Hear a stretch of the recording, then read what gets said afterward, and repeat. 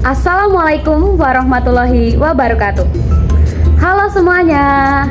Kami dari kelompok 3 akan membahas materi mengenai filsafat pendidikan. Dalam video ini kami akan mulai dari materi pengertian filsafat pendidikan, perspektifnya, tokoh-tokohnya, nilai-nilai yang terkandung, hingga aliran-aliran yang mempengaruhi dunia pendidikan. Mari kita mulai.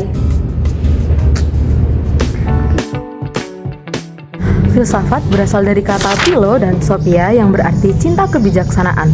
Dalam dunia pendidikan, filsafat memegang peran penting sebagai landasan berpikir. Dengan filsafat, pendidikan tidak hanya sekedar memindahkan ilmu dari guru ke siswa, tetapi juga menjadi proses membentuk manusia seutuhnya, mulai dari cara berpikir, bersikap, sampai memaknai hidup. Filsafat juga membantu menjawab mengenai apa tujuan pendidikan, nilai apa yang harus ditanamkan, pendidikan seperti apa yang dibutuhkan oleh masyarakat. Pertama yaitu ontologi. Ontologi membahas hakikat keberadaan. Dalam pendidikan, ontologi membantu kita memahami apa itu pendidikan, siapa peserta didik, dan apa tujuan pembelajaran. Ontologi mengingatkan bahwa setiap peserta didik unik, dan pendidikan harus menyesuaikan keberagaman itu. Epistemologi membahas mengenai pengetahuan, baik dari mana pengetahuan itu berasal, bagaimana cara mendapatkannya, dan bagaimana menentukan kebenarannya. Epistemologi dalam pendidikan berfungsi sebagai untuk menentukan metode pembelajaran yang tepat, apakah menggunakan pengalaman, diskusi, observasi, atau penalaran. Ketiga, aksiologi. Aksiologi menentukan nilai, mana yang baik, mana yang buruk, dan bagaimana ilmu digunakan. Dalam pendidikan, aksiologi menentukan nilai moral, etika, dan tujuan pembelajaran yang harus ditanamkan kepada siswa. Dengan kata lain, pendidikan bukan hanya soal pintar, tetapi juga bernilai.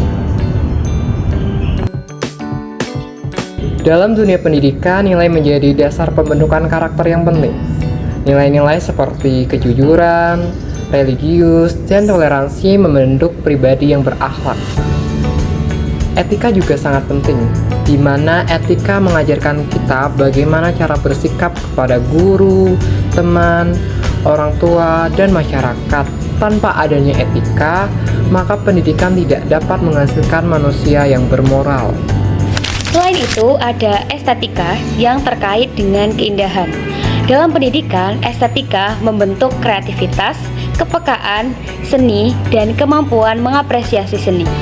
Estetika banyak diterapkan dalam pembelajaran seni, budaya, maupun lingkungan belajar yang nyaman dan menyenangkan bagi peserta didik. Yang pertama, Plato. Ia mengembangkan aliran idealisme yang menekankan bahwa pendidikan harus mengarahkan manusia pada nilai-nilai universal atau dunia ide. Kedua yaitu John Dewey. Tokoh pragmatisme ini percaya bahwa belajar harus berpusat pada pengalaman. Belajar bukan menghafal, tapi melakukan.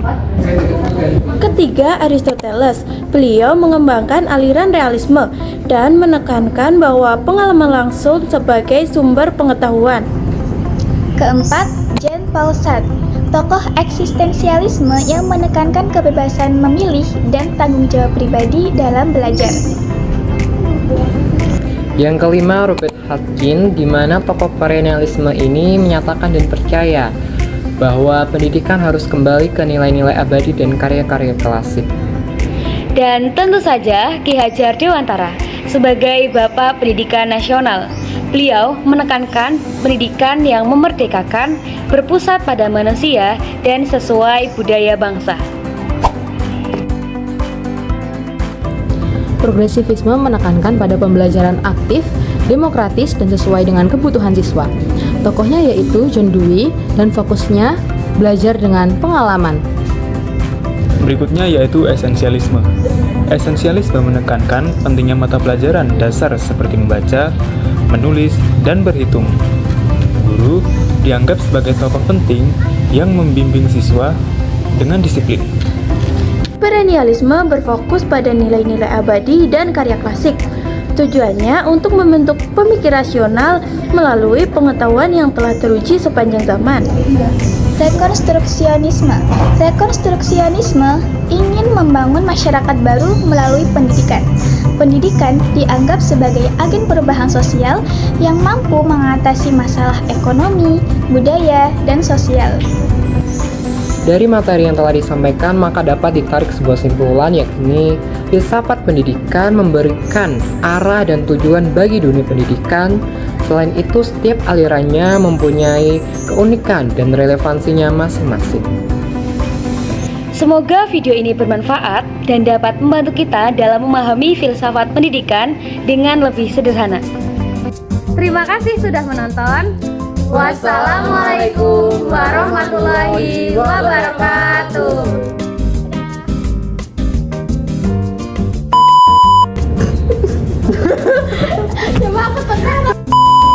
Assalamualaikum warahmatullahi Assalamualaikum. Salah.